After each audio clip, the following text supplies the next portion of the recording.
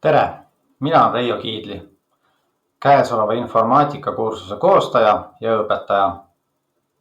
Minu üheks erialaks on samuti informaatika ja olen selle valdkonnaga kokku puutunud alates ülikooli õpingutest saati. Tööalaselt olen arvutitega seoses tegelenud tööstusserverite monitoorimisega ja haldamisega, arvutivõrkude planeerimise ja loomisega, arvutiparkide haldamisega ning programmeerimisega. Paralleelselt olen tegelenud ka täiskasvanute õppijate õpetamisega just informaatika teemadel.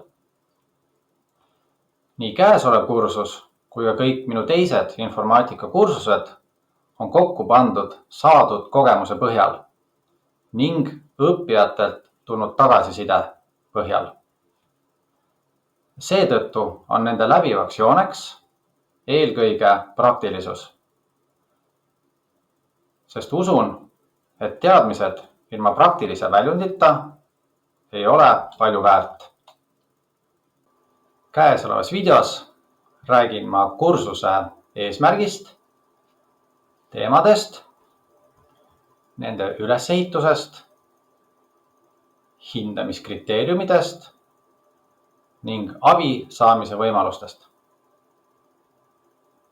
Informaatika esimese kursuse peamiseks eesmärgiks on anda sissejuhatav vaade informaatika valdkonda, mis on väga lai.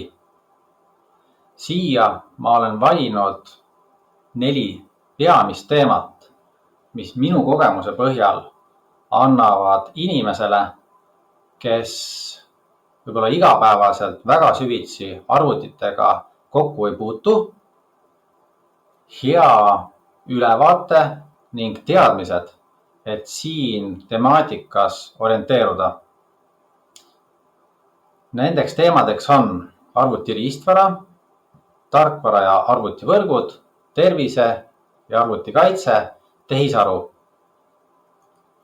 Üldiselt on kursus üles ehitatud teemade formaadis, mis tähendab seda, et kursuse alguses ülaosas on sissejuhatav tekst, siis on õpijuhis, kuhu alla on koondatud kõik kursusega seotud korralduslik pool, juhised, siis on teated õppijatele, mida ma kasutan siis näiteks soovituslike tähtaegade meeldetuletamiseks kõigile õppijatele ja all siis teemade grupid.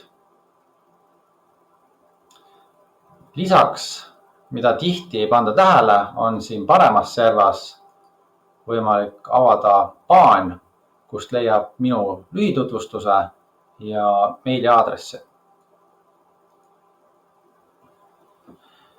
Kui ma avan nüüd esimese teema, siis avaneb mul vaade,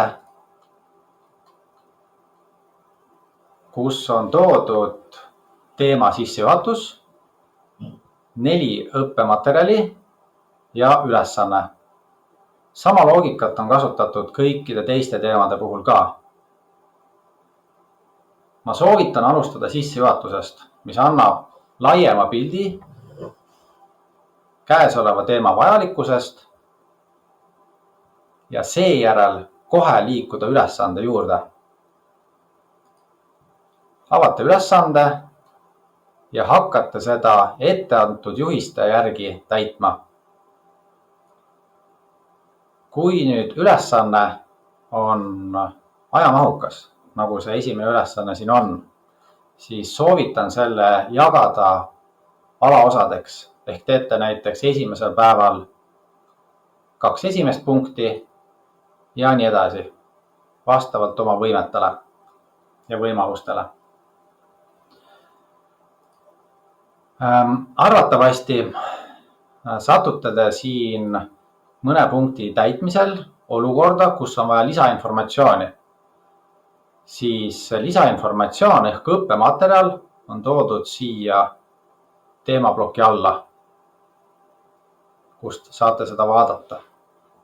Kui nüüd minu toodud õppematerjal siiski ei vasta teie küsimustele, siis kasutage internetti või ka tehisintellekti. Paluge tal teha ülevaade teie küsimusest, teemast.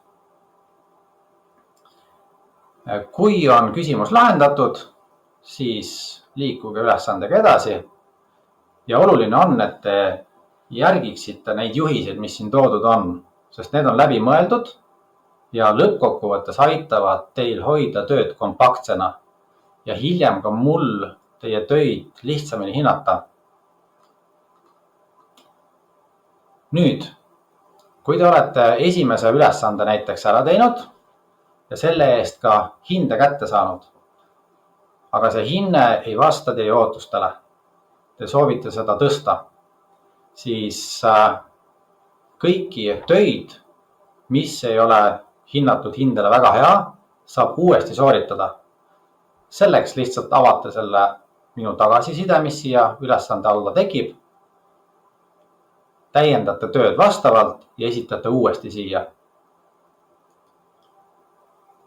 Hindamiskriteeriumid on toodud õpijuhise all, mis on siin kursuse ülaservas, nagu ma enne mainisin.